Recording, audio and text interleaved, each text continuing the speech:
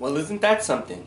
I just saw a movie about a woman who wants to fuck a fish man, and it just might be one of 2007's best movies of the year. Okay, let's get this out the way at the front. I'm a huge Guillermo del Toro fan. He is an artist. He is a visual artist.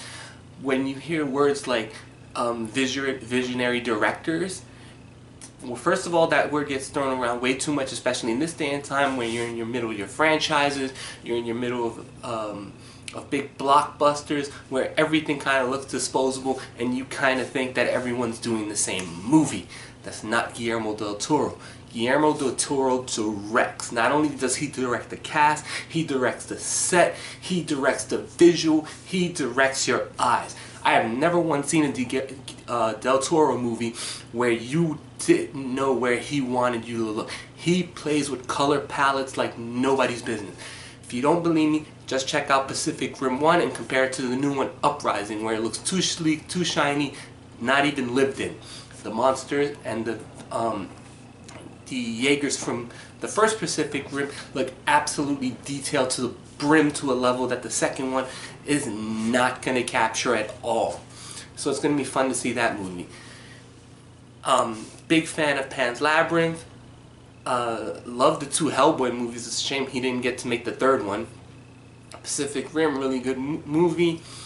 Crimson Peak, once you get past the beginning, the second half is really, really solid. Unfortunately for Del Toro, he doesn't make hits. All his movies tend to make money. Some, Crimson Peak bombed, but he's never had that one movie where Hollywood can stand up and say, hey, this guy makes money. This time he's going back to what he loves to do, basically his bread and butter: monsters, sci-fi, and a little bit of romance. I'm talking about his newest movie that's up for limited release right now and be rolling out slowly throughout the United States, The Shape of Water.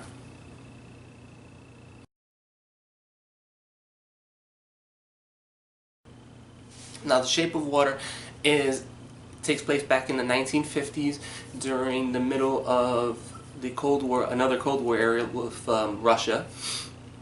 It's about a mute girl who's a cleaning person for some type of government lab, and she accidentally finds out that they had just gotten a strange creature that they found, and they don't know what it is, and they're basically torturing it, and her along with several other characters want to go and save it.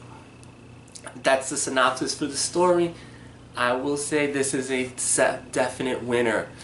Main character, played by Sally Hawkins as Eliza, absolutely beautiful, absolutely commands your presence, and Del Toro knows how to shoot and knows how to light, where every time she's in the scene, she is the main character.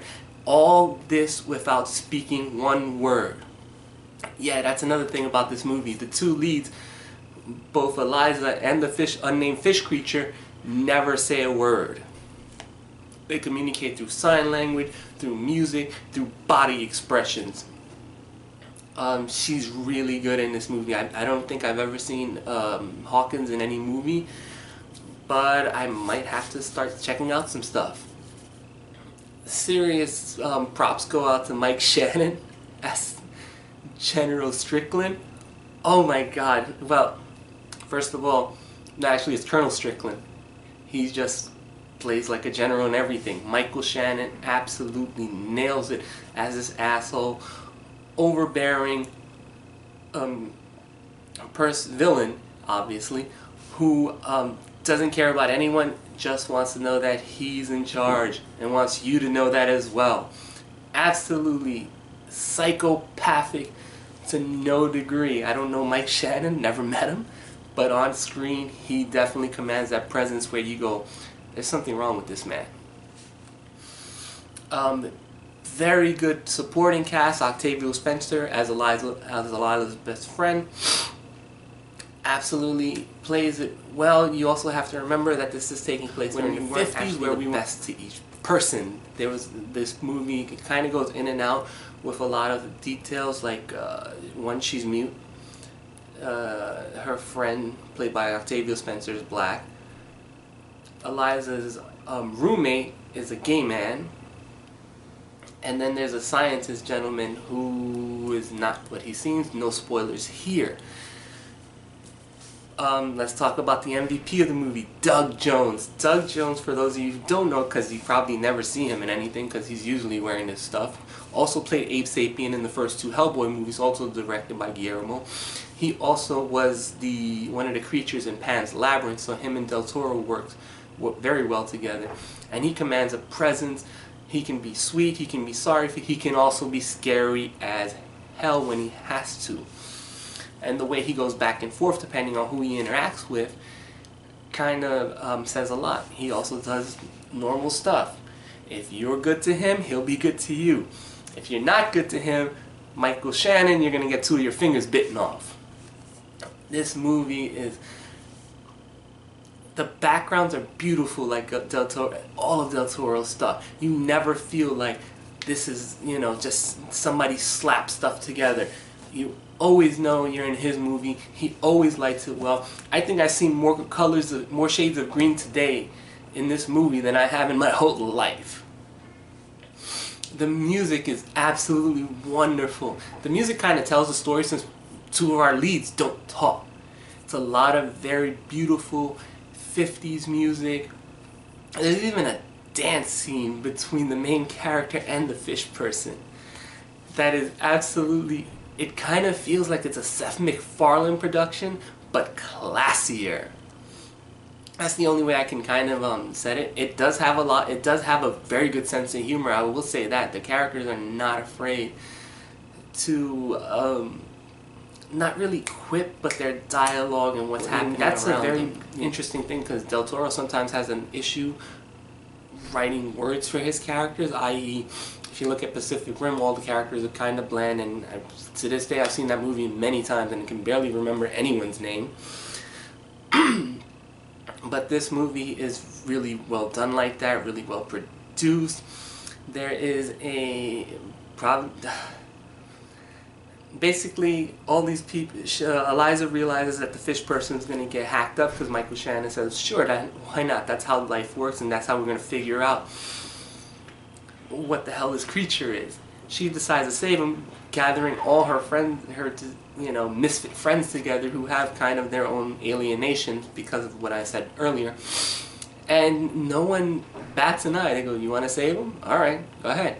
You had sex with a fish man? How was it? Interesting. Everyone looks at it as matter of fact. No one goes out of their way to say, oh, this is weird, you shouldn't do this. They're just like, are you sure? Yep. Gotcha. Let's roll. It's a very good movie. If I had to say anything bad, there was a little couple of scenes here and there that you could have lifted out of the movie and it wouldn't have hurt the story much. But at the same time, it never dragged. It never brought down the movie. They were just fast enough to go, I don't think that was needed. And the Russian subplot is hit or miss. The ending is definitely very well done. I like there's a bit of a shock there for a minute where I thought they were going to go a different route, but then they went the regular conventional route, but it still was... For that half a second, you believe something else. I love this movie. I definitely think it'll be in my top 10. This movie's only in like a couple of theaters this weekend, and it will be rolling out, like I said, slowly throughout the month. If you can, go out of your way to see it. If you like Del Toro flicks, definitely go and see it. If you're a visual person and you're tired of drab Zack Snyder-like aesthetics where they suck the color out of the movie, Guillermo del Toro always puts color in the movie and in the right places. Even though they're usually darkly lit, what is lit is always somewhere where he's directing your eyes to look. I give this movie a 9.5.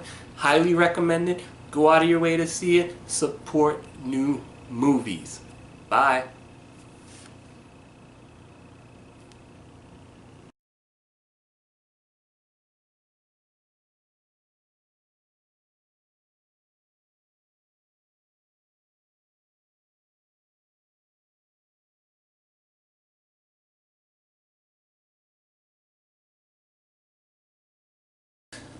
So this is where 2017 has brought us. I'm telling people to watch a movie where a girl wants to sleep with a fish man.